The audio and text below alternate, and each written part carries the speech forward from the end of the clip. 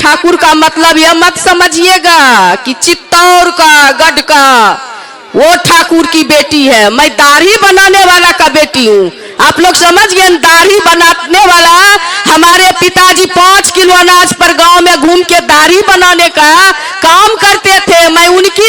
उस पिता की बेटी हूं जिनको बाबू लालू प्रसाद यादव ने इस देश का, दुनिया का सबसे बड़ा समाजवादी नेता ने उस सदन में भेजने का काम किए। बिहार के उस विधान परिषद में, उच्च सदन में, जिस सदन में मां के पेट में पलने वाले बच्चों की तकदीर लिखी जाती है। खास करके मैं अपने नवादा के जो हमारे भाई हैं, हमारे समाज के, नाई समाज के, चाहे आप सेन कहलाते होंगे, चाहे आप सबता कहलाते होंगे, चाहे आप शर्मा कहलाते होंगे, चाहे आप कनौजिया कहलाते होंगे, चाहे आप बिहौता कहलाते होंगे, चाहे आप ठाकुर कहलाते होंगे, चाहे आप नाई कहलाते होंगे, चाहे आप हजाम कहलाते होंगे, सारे लोग हम नंदवंशी हैं। आप सारे नंदवंशी एक मुश्त और एकजुट होकर के सरवन जी जो हमारे उम्मीदवार हैं इंडिया गठबंधन को, उनको वोट देने का काम करेंगे। अति पिछड़ा के भाइयों, खास करके मैं अपने अति पिछड़ा भाइयों से कहना चाहती हूँ, अति पिछड़ा के भाइयों,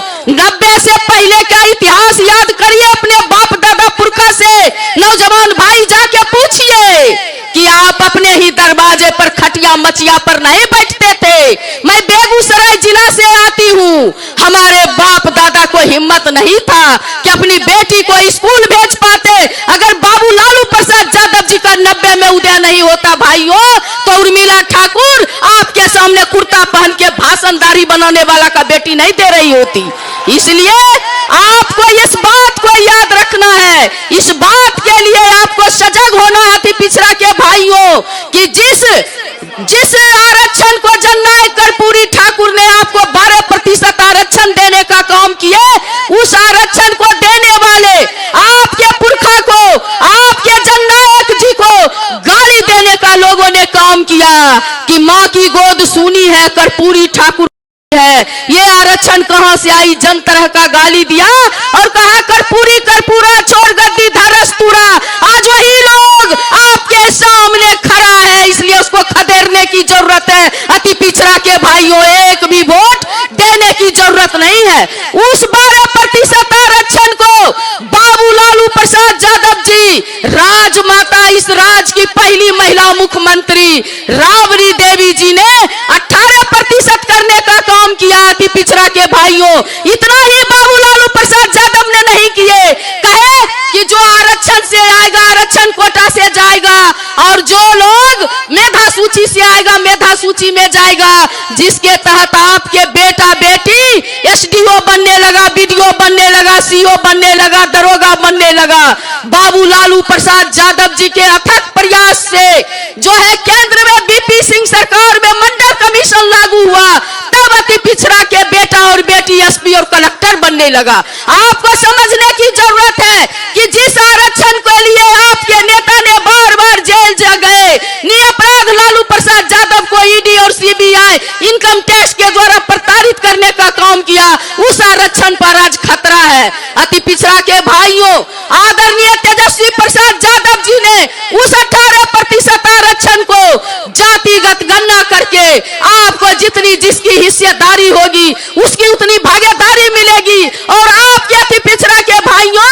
उस 18% आरक्षण को बाबू तेजस्वी यादव जी ने 25% करने का काम किए। जो हमारे दलित भाई है उनको 20% देने का काम किए, जो हमारे आदिवासी भाई है उनको 2% देने का काम किए, और सारे आरक्षण को मिलाकर के 75% आपका आरक्षण तय करने का काम किए, और केंद्र सरकार को भेजने का काम किए कि आप उस आरक्षण को जो है नमी अनुसूची में शामिल करिए, ताकि कोई इस पर उंगली नहीं उठा सके। क्योंकि आप जानते हैं, जब बाबू तेजस्वी यादव जी ने जातिगत गणना करने का काम किए, तो सारे लोगों ने, यही लोग जो जननायक जी को गाली देते थे, यही लोग जब जाकर के केंद्र में जब गए थे मिलने के लिए, तो नरेंद्र मोदी कहा बहुत ज्यादा खर्चा आएगा। अरे भैया, देश का प्रधानमंत्री 25 लाख का सूट पहनता है, 5 लाख का कलम, आप 5 लाख का चश्मा पहनते हैं, 3 लाख का कलम रखते हैं, और और लोगों की गिनती करने पर आप कतराते हैं, जातिगत जनगणना करने से कतराते हैं। बाबू लालू प्रसाद यादव जी कहे कि भाइयों इस देश में जब भालू की गिनती है, हाथी की गिनती है, बाघ की गिनती है, शेर और चीता की गिनती है, तो आपको यह गिनती करना पड़ेगा बजट बनाने में कि कौन लोग भीख मांग रहे हैं, मंदिर के आगे कटोरा लेके बैठे हुए हैं, कौन लोग जो है 20 लाख एक घर में रहने पे मजबूर है, कौन लोग जो है 20 लाख जिनके सर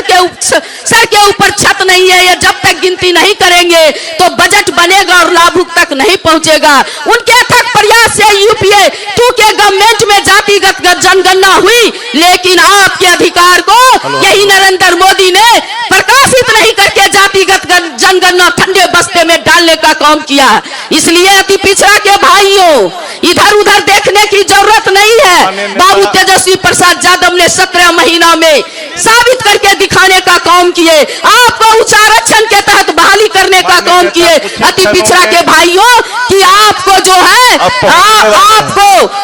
उस आरक्षण के तहत जो है एक एक दिन में 2-2 लाख 1-1 लाख नियुक्ति पत्र बंटवाने का काम किए। 17 महीना में आपको जो है 5 लाख नौकरी देने का काम किए। इसलिए युवा भाइयों मैं आपको एक चीज और कहना चाहती हूँ कि ये कहे कि महिला सशक्तिकरण, लेकिन महिला को जो है इन्होंने 17 सीट दिया। बिहार में लड़ रही है बीजेपी, लेकिन 17 सीट में से एक भी महिला को टिकट देना नहीं समझे, आधी आबादी को जरूरी नहीं समझे, आधी आबादी के वोट को इन्होंने दरकिनार करने का काम किया। और एक तरफ राष्ट्रीय जनता दल 22 सीट पर चुनाव लड़े, जिसमें 6 महिला को मैदान में उतारने का काम किए, 6 महिला को टिकट देने का काम किए। विधान परिषद में 11 सीट का नोटिफिकेशन हुआ, उस 11 सीट में से हमारे आदरणीय नेता को 5 सीट मिला और 5 सीट में 3 महिला को विधान परिषद में भेजने का काम किए,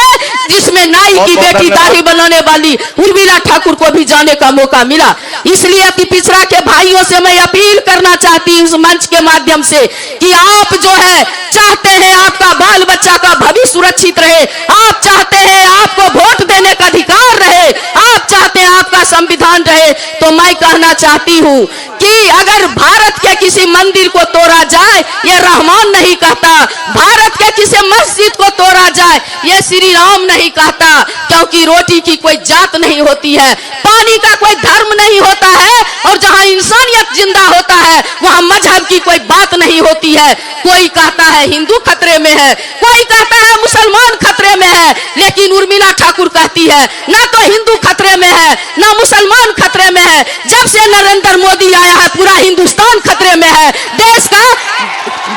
संविधान खतरे में है। इसलिए मैं खास करके युवा भाइयों से कहना चाहती हूँ, बात करने के लिए बहुत बातें, लेकिन ये चुनावी सभा है, मैं सिर्फ इतना कहना चाहती हूँ अपने युवा भाइयों से, जिसने आपको 2 करोड़ नौकरी का लाभ ठगने का काम किया, पढ़े लिखे लोगों को पकौड़ा तलने के लिए कहा। इसलिए युवा भाइयों मैं कहना चाहती हूँ आपसे कि आग लगा दो पानी में ठगने वालों के लिए, कि आग लगा दो पानी में, जवानी उसको कहते हैं, छुपा के मुंह बैठ जाए बेईमानी उसको कहते। इसलिए आप लोग अपनी ताकत को दिखाइए, आपके सामने युवा नेता आपको रोजगार देने के लिए युवा नेता खड़े हैं, बाबू तेजस्वी प्रसाद यादव जी, उनके हाथों को मजबूत करने के लिए हम कहना चाहेंगे दरिया के बांध बांध